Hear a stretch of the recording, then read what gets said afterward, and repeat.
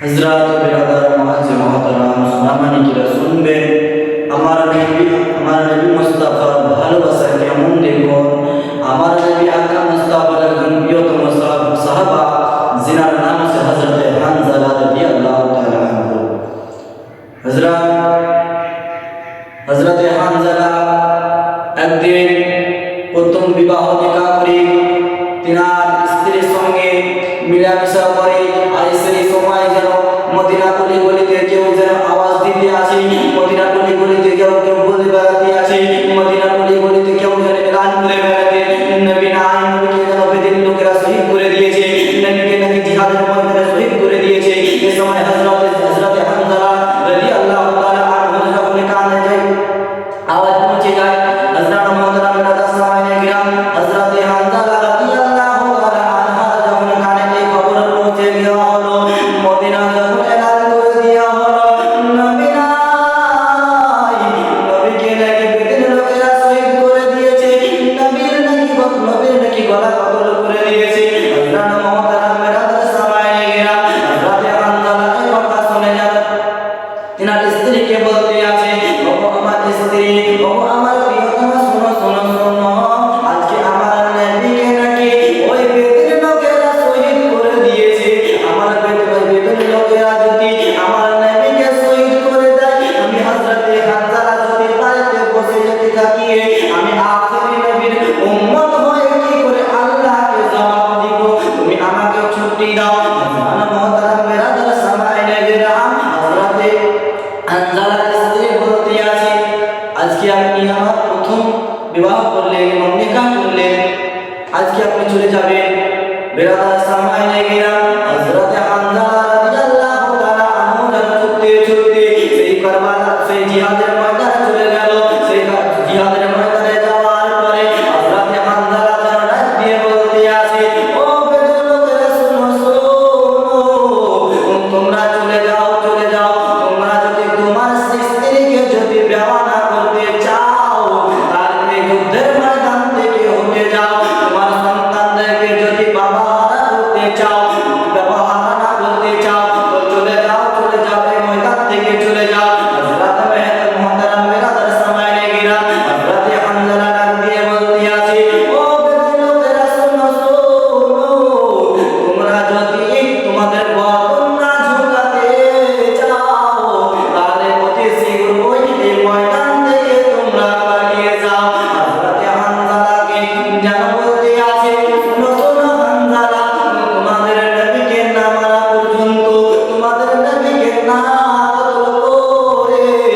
আমরা এই যুদ্ধের ময়দানটা কাহিলব না। হযরত মুহতারাম বিরাদার সামাইনে গিরাম হযরত হানজালা ডাক দিয়ে বলতে আছে, আমার যতক্ষণ পর্যন্ত এই দেহে জান আছে,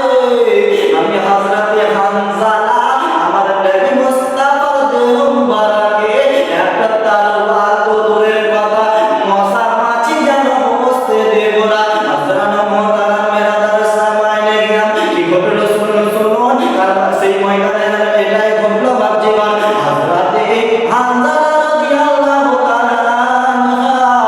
আনহু যেন নেমে গেল, নেমে যাওয়ার পরে হযরত হানজালা যেন তরবার চালাতে লেগেছে। বাপজিবান সোনা মানিকেরা, হযরত হানজালা যেন কচু কাটার মতো যেন সেই বেদিন লোকেদের গলা যেন কাটতে আসে। হযরত মুহতারাম বিরাদার সামাইনে গিরাম হযরত হানজালা যেন কচু কাটা করে কেটে দিল,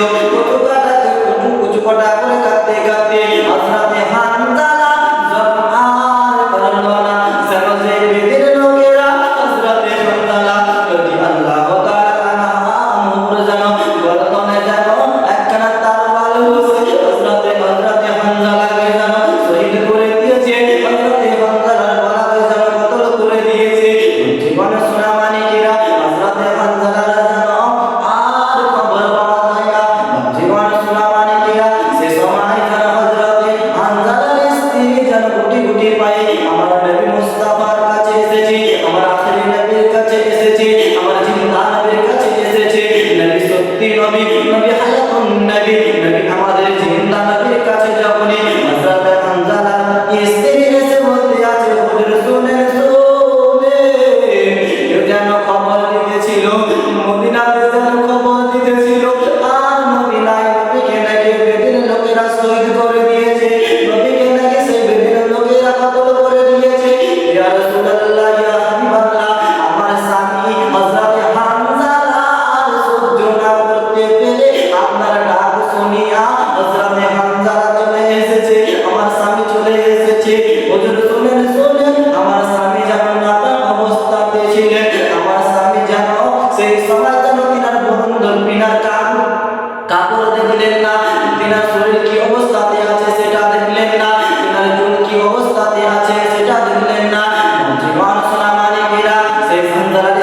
বলতে আছে হুজুর হুজুর শুনেন শুনেন আমার স্বামী কোন দিকে তাকিয়ে দেখলেন না আমার স্বামী যেন চুপতে চুপতে এই ময়দানে চলে এসেছে আর যুদ্ধ করতে লাগছে ইয়া রাসূলুল্লাহ নবী গো আমার স্বামীকে খুঁজেন খুঁজেন আমার স্বামী নাপাক অবস্থাতে আছে রাতার সময় নাকি রাত হযরতে হামজা রাদিয়াল্লাহু তাআলা আনহু যেন নাজ খোদার জন্য আমার মুস্তাফা নবী নবী হায়াতুন নবী নবী জিন্দা নবী নবী সত্যবাদী নবী আমার যেন ওটা